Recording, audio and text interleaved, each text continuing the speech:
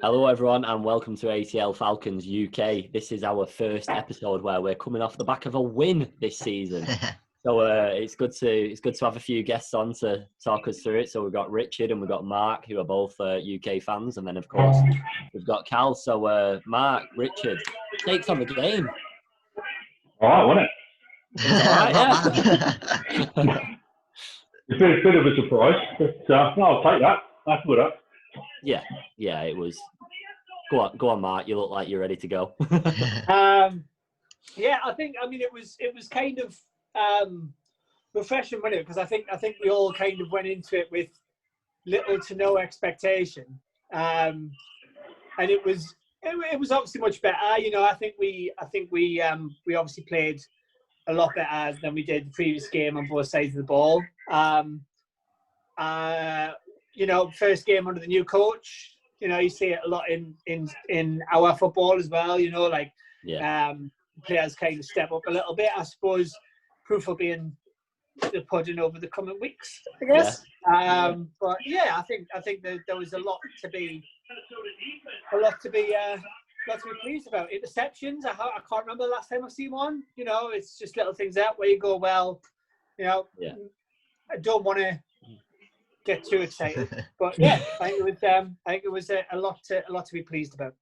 I think there was a lot more positives this week. Obviously, we won, but there just seemed to be positives right across the board. The team stepped up, attacking wise, everything just seems to be on a different level to what it's been for the last previous week. So that was good to see. I'll keep looking up, so I've got the highlights on in the background. I don't usually bother on Sunday at the moment. It was. There was a lot of positives to take from it, and like we just said, I know it's early days and it's a long season ahead, but you want to win on the board, and it's come 5 weeks too late, but I'll take it so far. And like I said, there was some stunning plays. The touchdown with Matt and Julio for the 40-yard pass, and that was ridiculous. How he's managed to bum that off when he's got linebacker in his face, and the stiff arm from Julio. It's just something to behold, isn't it, when he was running into the end zone. Absolutely insane. So I think me and Danny were saying, like, when it got to 4, when it was like 4-3, weren't it? I was just like, oh, we're going for this. Like, we don't really have good history on 4th downs, and it was just like. But then even when Matt Ryan went to the left, I was just like, oh shit, he's gonna hated every second. He's gonna get taken out, and then it was that I think I put it on Twitter. It was that little back step he did. Yeah. That literally just created that half second, and then obviously Julio. But if you watch the highlights as well, I haven't seen it yet. It hasn't come up on my highlights. But if you actually watch it, you see that Julio sort of sets off as if he's blocking. For Matty to make the run, and then obviously just spins off and off he goes down the touchline. It was a well done play, to be fair. It was. Are we potentially more nervous about it because we keep getting told that Matt's not a mobile QB? Yeah. I've never been that worried, to be fair. I've been watching him for years, and he's always been more mobile than he lets on to, if I'm honest. You always see him scrambling. I think he can scramble for a man of his age. I think he's about my age, so to be fair, he can scramble better than I fucking can, that's for sure. But I think a little whippersnapper, isn't he? I think I do think it's kind of this constant kind of, you know, like the way Matt plays. You know, it's too. You know, we're not in that world anymore. You got Mahomes, you got Lamar Jackson, and all that sort of stuff. And I do think, like, when I watched that play back, and I was watching the highlights as well, because to be fair, I was kind of like, I'm just going to watch Red Zone. I'm not going to jinx it. And I realised that was on 4th down until this morning. And I was like, you know, that takes a fair pair of minerals to be able to go and do that on 4th down. So we seem to be going for it more often in 4th downs as well, especially this game. The previous games, we always wait for the punts or whatever. But I mean, how many times we go 4th down? Was it 4 or 5 times last night? I think so. Yeah. But I think 3, I think. I think the fact that we weren't doing them for the last couple of games probably was down to the fact that we did them 4 in the second match, and not one of them came off. And I think the nerves kicked in, and they thought, right, let's play safe for a little while. But safe's not entertaining, and safe doesn't win you points. So exactly. I think that was the mindset today. It's just, yesterday. The mindset it was just completely different. It's like, part of the language, it was shit or bust, wasn't it? Really, it was literally. And the amount of fantasy points Koo scored me this week was absolutely obscene. So like it felt to me, because obviously we're talking about going for it on fourth downs, but that's nearly 4 or 5 field goals, and like it felt to me like kind of almost more assured game management. So it was kind of like we kicked from when we knew we had to kick. We went for it when we thought we could pull it off, and I don't know. Like I say, I'm not. It's one good performance, and let's face it, the Vikes said this at the beginning of the season.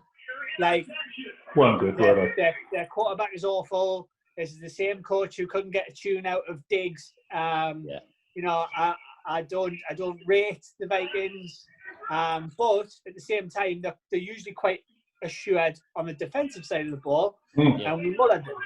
So exactly. Going back to what you were saying about Koo as well, is that last couple of weeks, if we sending them out 45, 50 yards, before that they always used to take a punt. Yeah. So they seem to be trusting him more as well, and he's nailing them. I mean, what's his long this year? 54 yards. Yeah. I think so. Yeah. Before that, 45 yards, he was sent out a punting team. It's good to see. He is. He's looking clean. That's what you need. You just need consistency in the kicker position. Yeah. You don't need anything special. You don't need anything remarkable. You just need to be reliable, and that's what he's been so far. Touch wood. I think. I think a lot of this is just another basically sort of another point of like, obviously, like we run the account etc. And you get all these like we're trying to be as soon as obviously Dan Quinn got fired etc. We was like, let's just go positive. What's the point of dwelling on it, etc.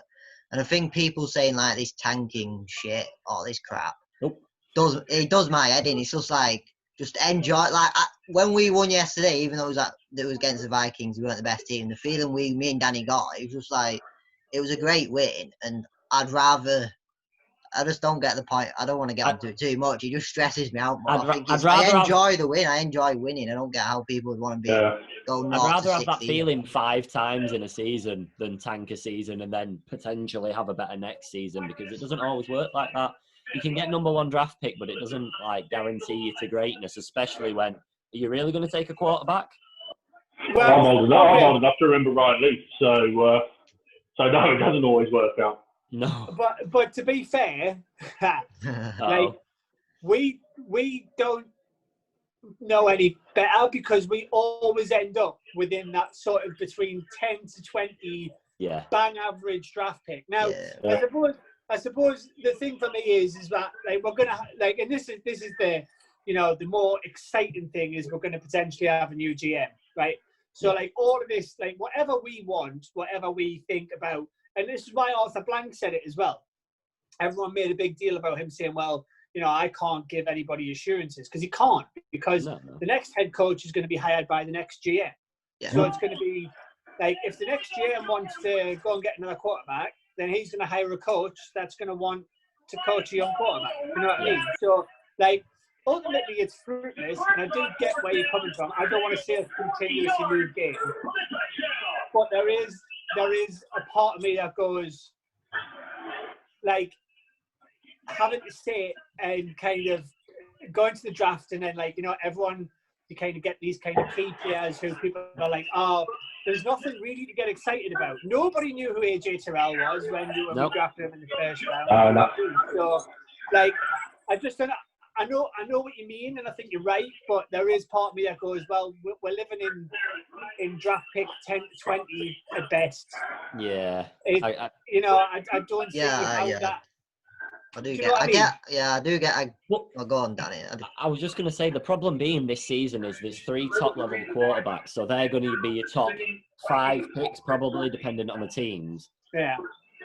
And I know that the new GM is going to choose a new manager who's going to decide whether or not he wants Matt there, but problem is the new GM's got a hell of a job to do, because this cap's going to be a killer next year. It is. it's going to be insane, especially with the cap change because the cap's dropping so heavily. That Well, our exactly. roster is just going to go boom. Well, exactly. You say that.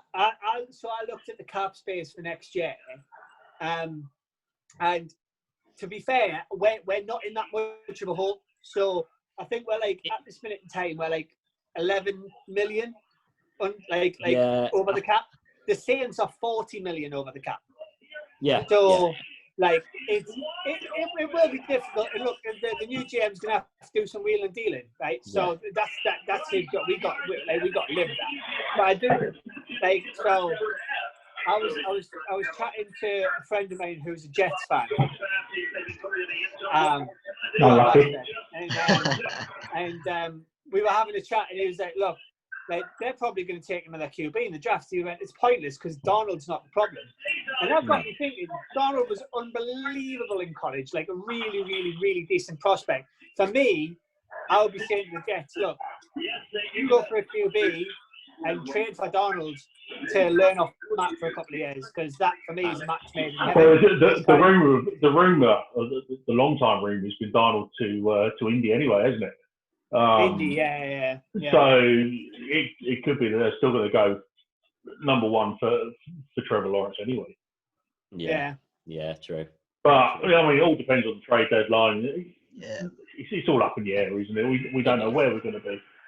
Obviously, Ray's got an audition now for the rest of the 10 games. I think he does all right. Trevor Lawrence is going to be nowhere near the equation anyway, unless the new GM comes in and does a Dimitrov and gives away all our picks. Yeah. So, I think everyone's on a lot of players are fighting. They're fighting for the positions, ain't they? Some of them are fighting for the careers generally, because there's a few like Oliver.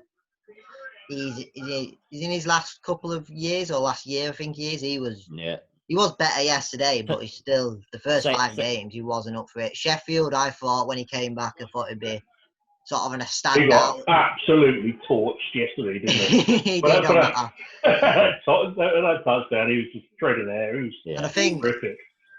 He did, but I think again, if we're judging these players on, they've got to judge them from now, right? Because under the Quinn era, then he got, you're absolutely right, they get torched, but he's got the potential to get better. I think seeing Grady and Davidson play again yesterday, it looked like we had a much nastier defensive line, and I think that really, really showed. It put Cousins under the pressure. I see 3 interceptions. I can't remember the last time I've seen that Falcons game. So, but I'll be honest with you though, and I don't know if it was just me, but after I finished watching the game, I was like, the rest of our division are 3-2. We could catch them, if we win all of our divisional games, blah blah blah. And then the Bucks went absolutely beasted Green Bay. It's one of them where you think, we've got that in the bag, but the Bucks absolutely ruined them. But Rodgers had an absolute day, which he does happen. I think everyone was slagging Matt Ryan off last week because he had one bad game and that was it. End of Matt Ryan. It's he has one bad game. Rodgers has one bad game, but just because they're 5-1, it's a different situation. People look at it a different situation. Yeah. Matt Ryan's been the target for years, though, isn't he? Let's face it. I mean, ever since Michael Vick, he replaced Michael Vick basically. He's not Michael Vick. He doesn't run. He's always going to be the target, but no one ever looks at his stats. I mean, they're insane. Absolutely off the wall. He's top 5 pretty much in every passing stat that there is in the NFL. And that's really sorry, right? And this is probably going to cause chaos for anybody who watches your thing. But if there was some of them absolute knobheads out there, right? I really wouldn't mind if we'd won anything under Michael Vick, right? Yeah, the highlight reels, great. Yeah, wonderful. Mm-hmm. Yeah, brilliant. Yeah. But he didn't do anything. We went, and he didn't win. He didn't get a ring anywhere else he went. No. So it just doesn't make sense. So, it was a hard into nothing though, wasn't it? It was back up from once he got out of prison, he was always going to be a backup. Yeah. He didn't really have a chance wherever he went. Yeah.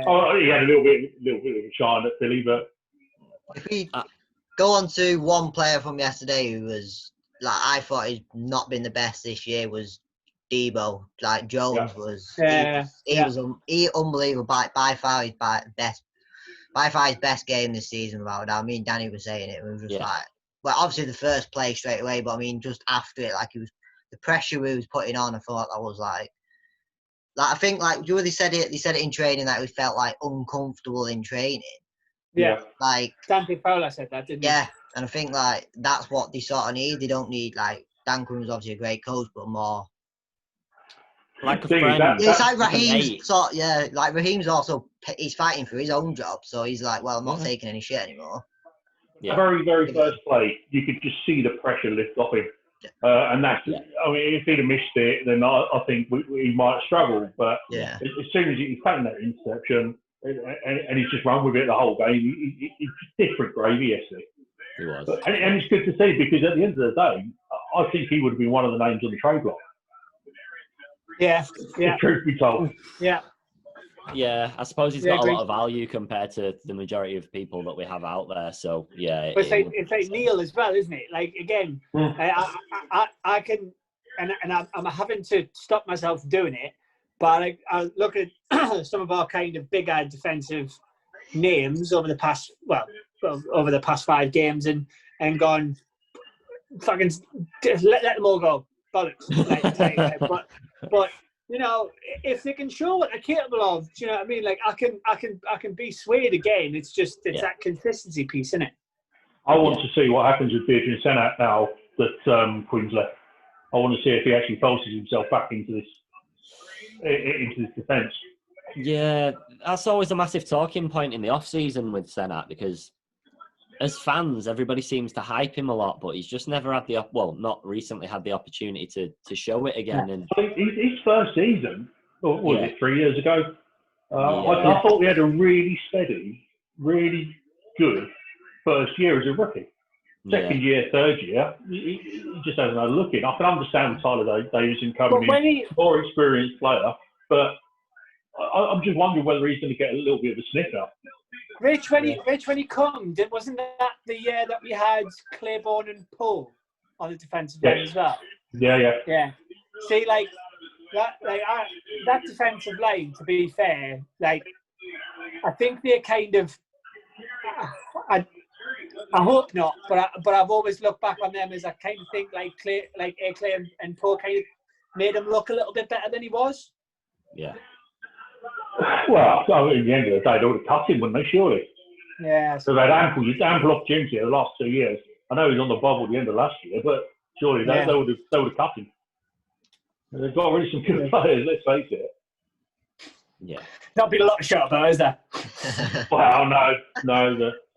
I'd be interested to see what happens with him, see if he's getting himself dressed on match days and whatever now, because I don't know. I think he deserves a shot. There's no point being the third round pick and just sitting in the stands every game, is there? Really, it's just a waste of a third round pick. Trade him or play him. Yeah, nice and easy. Just switching the topic onto coaching for a little bit. What for you two would it take for Morris to be given the job, or is that not something you'd even debate at all? Just out of curiosity. He's done. Well, I read an article on him in The Athletic, and it was fantastic. And it showed the difference between when he took over at Tampa Bay at 32 and to where he is now. And I think he could be really, really good for us if he can. He obviously needs to win games. Yeah. But I mean, if we'd have lost yesterday and it would have been close and we showed fight. Because let's face it, the previous week it was dreadful. We showed no passion. There's no fight. There's just nothing there. That just turned up and just went home with their money. If they had just shown fight yesterday, then I would have been happy, I think. And if Raheem can get the team doing that, then I think he's got a good chance of keeping the job. You know.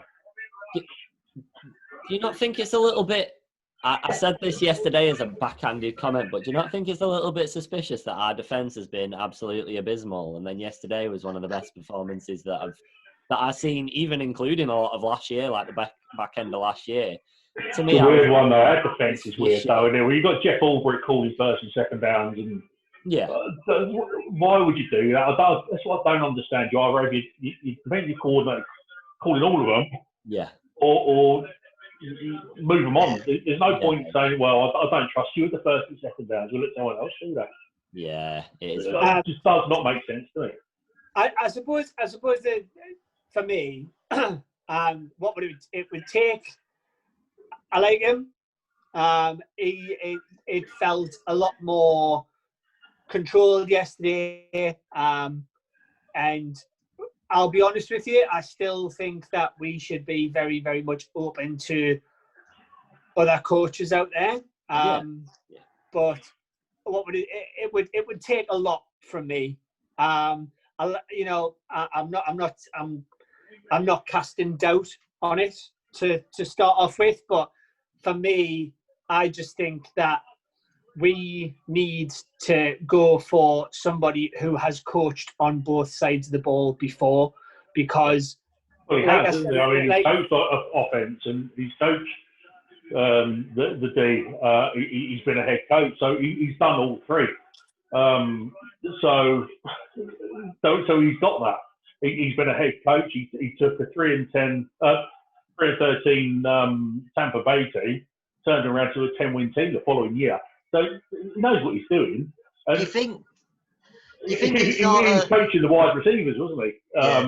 Let's face it, he's coaching Julio, Calvin Ridley. He can't be that bad. I don't know. I think it depends how he does. Obviously, it is to the end of the season, so it depends how he does. But I think is it just where you restart sort of don't get rid of everyone, but you get rid of Cotter needs to go no matter what for me. That's just well. This was. Well, there is others that I think saying. should also go. But then, just because if you want to restart, the new GM might not want to keep any of them anyway. But I feel like if he win all 11 games, the GM might still get rid because he's not his man. Yeah. That's it. Carl, that's it for me. If he stays, if he keeps Cotter, then we're back to square one. And I just, that's what I'm worried about. I'm desperate for a fresh start. But then again, would he keep him? I don't know. Maybe not. I'm more worried about that risk that he does. Something changed with Dirk yesterday, though. He seemed a lot more second and long, and he's going for it. Up until yesterday, he was always, let's do a run down the middle. Yeah. He just seems a little bit more attacking yesterday. I don't know if he's been let off the leash a little bit by Raheem yesterday, or he pulled back on the leash by Quinn. I don't know. But he's obviously got. Sorry, go on. I think we'll find out exactly how much influence over the next 10 games Dan Quinn actually has. Do you know what I mean? Because actually, if we win out for the rest of the season and we start playing some good football and start running the ball better, then maybe we're all sitting here going, well, actually, maybe Squatter's not the problem. Maybe it was just Dan Quinn. And he's got a head coaching job out of it previously, hasn't he? So he can't have been that bad. But no, I agree with you. So if we go on, I've got a guy coming in called Ryan. He's a Lions fan, so we'll get onto the Lions game, but I'll admit him in. Just so we'll go on to a bit of the next week and how they've done and stuff. So should be joining. This feels very, very outnumbering here. This I is know. All right, Ryan. You know what? I don't even know how Detroit Lions have been getting on. I'm having to Google it now to see what their record is, because I just haven't got a clue. I'm one of those that doesn't watch any. I've got no interest in any other team, so I don't watch them. I don't keep an eye on them. So no, I'm just. I think all under. Can you hear us, Ryan? Okay. You're on mute, Ryan. Oh, you're on mute, mate. There we go. There you go. Sorry about that. No, we'll just do 5 minutes on the Lions, etc. Obviously, we're playing you next week. So, truth a bit on him. Is he injured at the moment? Yep. Yeah, it looks like a total bust. His hamstring's been. He's only played, I think, 1.5 games now. Spent a week on Wow. You've I've just seen people crying over him being released. Yeah, there was a lot about him, weren't there, about him getting released, etc. So Yeah. I looked at a few past games. Obviously, I've seen he's not been playing, but I think a lot of people have said this game's going to be. I feel like it will be quite a high scoring game. I think obviously we can score, and I think like you've pulled off a decent win yesterday. So how do you think how do you think it'll go? I don't rate last night's win at all. The Jaguars are terrible, but we came off the bike. We made some adjustments, so we looked pretty good. But we still gave up 100 yards to Keenan Cole, and now we've got Russell Gage Jr., Julio, and Calvin Ridley. Matt Ryan is going to stand there and he's going to pass all over us. It's going to be high scoring. I don't know who's going to get them all that. You're about the first guest that we've had on this season from another team that's actually spoke positively of us and in general. So You're the first person who's actually spoken positive of us, even the Falcons fan. Yeah. Your offense is really good. It's just the back end where it lets you down, like I say, because you've had a lot of injuries, like lost like Ricardo, is it DeMonte, Kazee? So you're down to bare bones, aren't you? So yeah. Starting to get some people back, I think. Ryan, what do you think of Patricia? I want him gone. Really? All this is done. He's just bought him another few weeks, but he's a bit clueless, really. So I had this conversation with one of the boys in the group a little while ago, and because obviously we're talking about new coaching on the horizon, etc., etc. And everyone keeps banging on about Josh McDaniels because every job that comes up, he somehow gets mentioned. And I used Patricia as an example of sometimes the children of Bill don't necessarily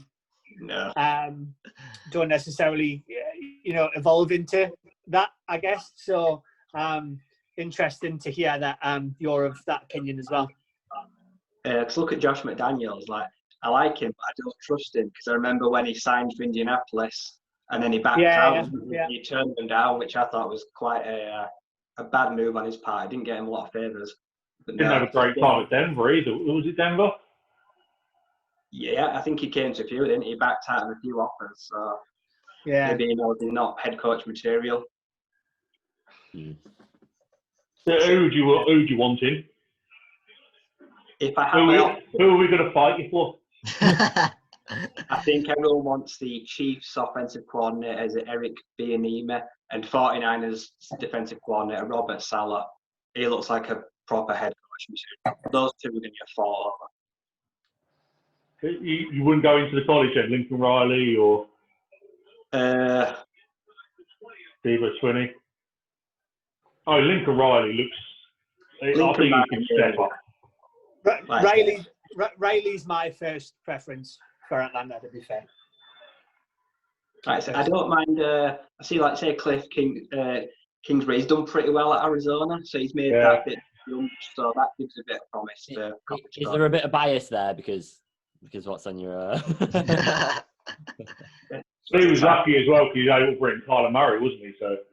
Yeah, he did land very lucky. I know people say, it's a bit early days, but I've seen the best of Murray. Last week in week 1, when he turned it on, should have beaten him. But he's a proper talent. Yeah. I mean, you're always going to do well for a coach that you've worked for previously anyway, aren't you? Let's face it, he was trusted by Cliff for years.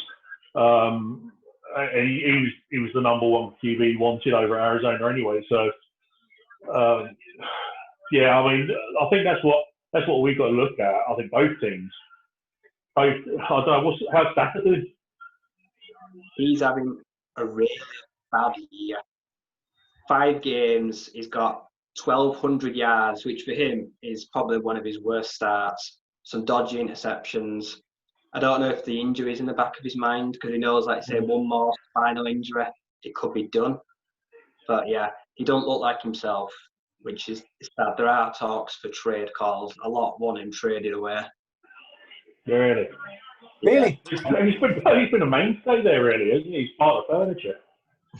I think we'd get a good offer for him. There's a lot of teams where right now he'd just walk in and take over. He deserves some sort of playoff wins or a championship or something.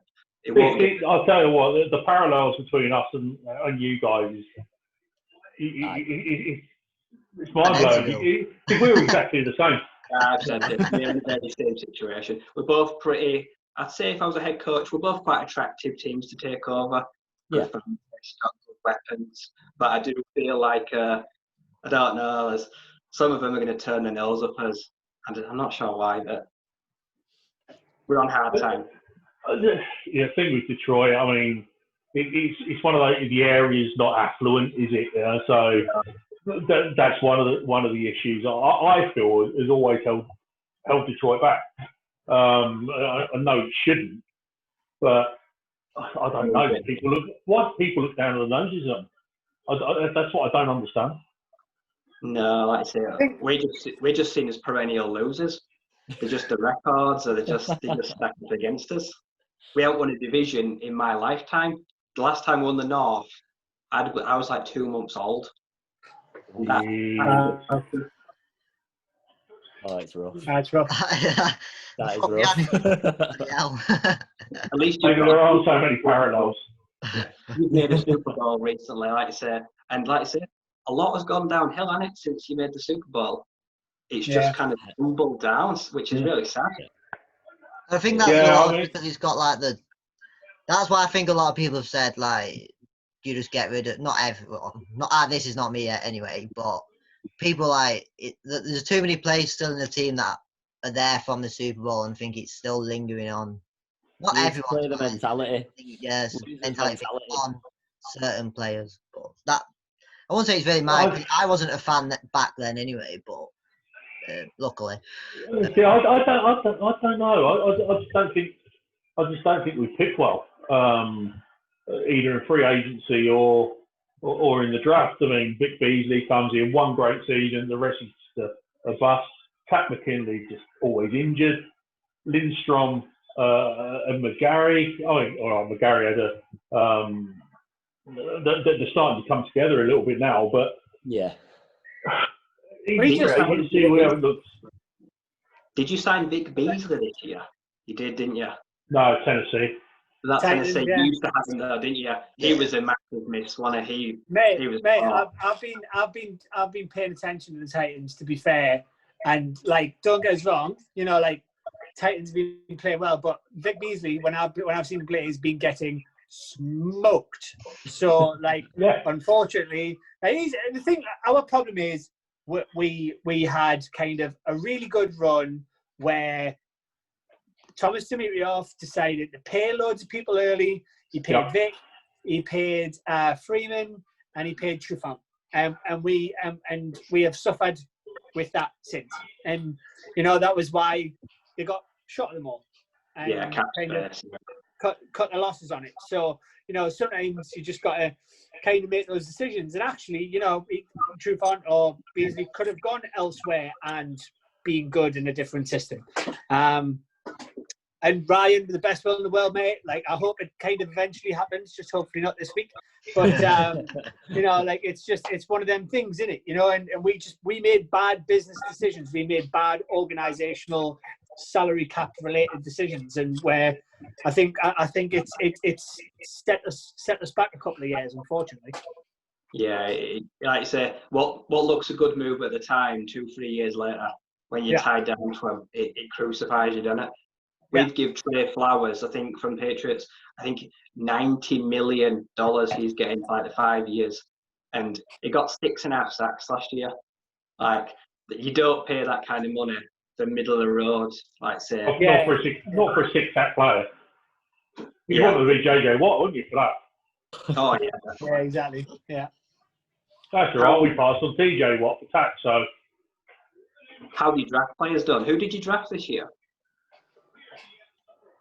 AJ. Marlon, but he's had many snaps as he. I think was it Hawk. Who's the save? Was it Hawkins? Michael Walker. Walker.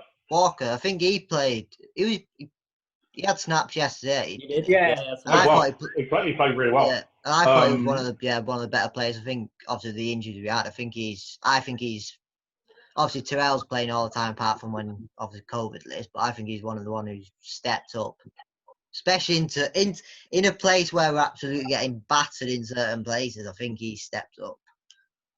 Probably one of the best ones we've actually had. Obviously Davidson's not really had much, obviously snaps with a few injuries, etc. But I think injuries, COVID, just one of those years, isn't it?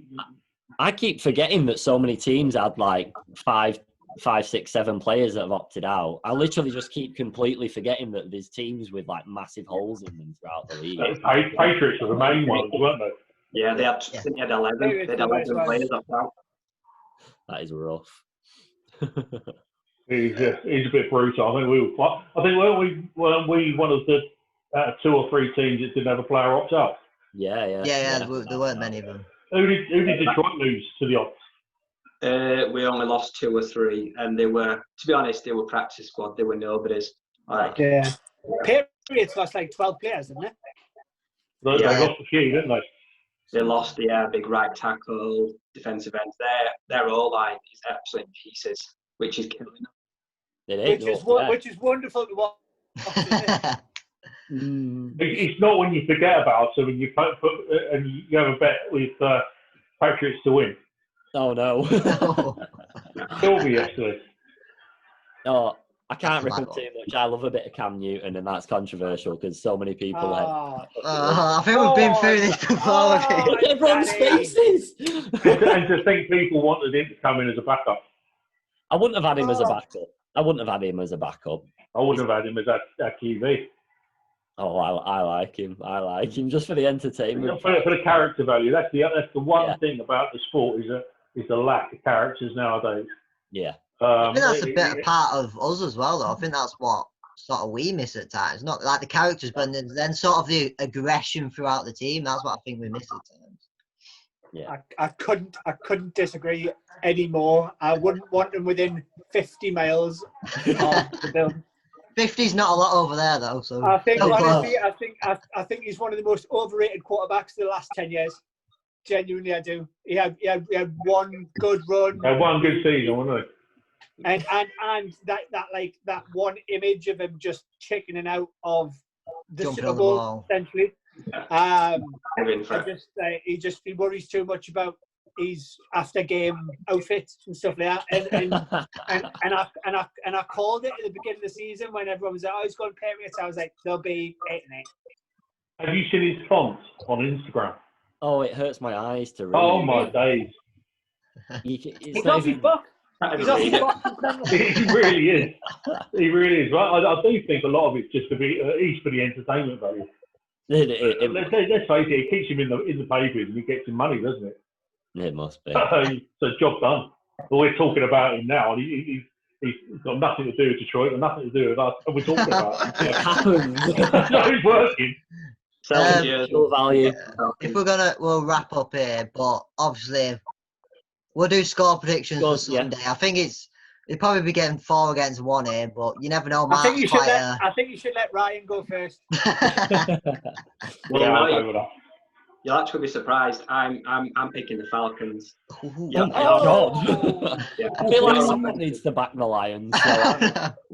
Your receivers are going to be too much for our secondary. I think I'm going to say 37-29 Atlanta. I think that's fair. Okay. We're both going to score. Go on, Richard. Don't know. I'm trying to sort of work it all out in my head. I think it's going to be very close to yesterday. Our way, to be fair. I think we're going to get in the 40s. I'll take that. I'm going to go 40-23. So I'm almost copying yesterday's score. Yeah. Go on, Mark. 45-24. Oh my God! There's a lot. Bigger. in favour of the Falcons, I presume. Yeah. Go on, Cal. Sorry, Ryan. Sorry, Ryan. I'm I gonna can just go. see him sliding further and further into his chair. I'll go 38-28 to obviously us. But I think it'll be a closer game than I don't think. Like obviously the other day was like so many points ahead. I think it'll be closer, and then fourth quarter we'll take over. I'm going to go for a palm sweating 31-28, and it's going to be a last-second field goal that wins it. But I'm not saying which team to, because I've not got that in me yet. I think they're going to want to. I think again, we're going to want to prove that this week wasn't a fluke, and I think they're going to want to go out and prove a point that they're worth keeping around and they're worth what they pay. Yeah. Maybe Tack will be back next week. He'll be big off the edge. Marlon Davidson, if he's off the list. I don't know. I think they're going to go out and put on a show next week. Yeah. We're coming in close to these divisional games, right? And like, if they don't go after the next 5 divisional games and go after 5 wins, then we're already saying the season's over, right? So, like, you got to play the game that's in front of you. This is a good chance against a team that, team that are struggling a little bit, and you know, with the best will in the world, like, you know, this is the kind of game where you should look at this kind of game and go, right, okay, that's going to take us into the divisional games. That's the kind of it's almost the kind of game you want. I'm going to say all this, and then they're going to beat it, and then Ryan's going to be laughing his cock off at all of us later on. Don't bring him back on next week. I'm going to say maybe next Monday we'll do a review show and get the same people on and see how embarrassed we all are. I just think, I mean, Minnesota have always been a little bit of a bogey team. And we took them to school yesterday. I know we gave up 20-odd points, but we took them to school yesterday, and we've got some weapons on the attack, on the offense. Yeah. We really have, and I just think they haven't had the confidence. First 5 games, sorry. And I think yesterday, I just think you just saw the confidence just ooze out of them. I think they're going to try and take that into next week. I really do. I'll take it. I won't be here next week. Uh-oh. £10 on Lions now. Right, all I'm thinking is, this is a game that we both can win, but it's just going to be who turns up on the day. And like you say, it's going to go back to the end. If you beat us, I just hope it's enough points to get Patricia sacked. That'll be the only highlight. If you beat us badly enough and he gets sacked, you're going to make Lions fans very happy, because they are not happy with him there. But yeah, this game's anyone's really. You're literally like, as a team, you're like 2 weeks behind us at the minute. You're just waiting for it to happen. You don't know when, but you know it's coming at some point. So I think the difference is we all wanted Quinn out, but we were all gutted when he went. We actually like. Whereas Ryan is going to be dancing up the sea. He's going to be running around the room, arms in the air when Patricia goes. Oh, definitely. He ain't going to get another job. He ain't going to be another head coach anywhere, I don't think. If anyone employs him after this, right, they are insane. He made a mistake with not coming up with a motto. That was his problem. If he'd have come out with an in brotherhood, then I think he would have been all right. Our lot did that before they went out there, Dave. Did you not hear it? They did. No, I didn't. They did the brotherhood thing again, yeah. They did indeed. No, I was having to put my little boy to bed, so I missed that. Bloody kids. Maybe the brotherhood's back. This is what I'm saying. I just think a big weight's been lifted off everyone's shoulders. Everyone was waiting for Quinn to go from let's face it, from last season. They were expecting to go during the summer or winter. They were expecting him to go. So I think it was just something that was going to happen. It was just a case of when. And once it's happened, it's just everyone was just like, right, that's it. It's done now. Now we can move forward. I just don't think anyone could move forward until it happened. No, I agree. However, boys, right, we'll wrap it up there. I've seen Mark's just finished his wine off, so I think he's going to have to leave us to get another glass anyway. So we'll call it a night. But thank you all for coming on, and thank you everyone for watching. Cheers, lad. hopefully it'll be a good game this weekend, and we'll debate getting everyone back on to talk about it, depending on how the game goes. But we'll leave that until we come to it. But yeah, thank you everyone for watching, and thank you. Yeah, thank you. Have a good week. Take care. Bye.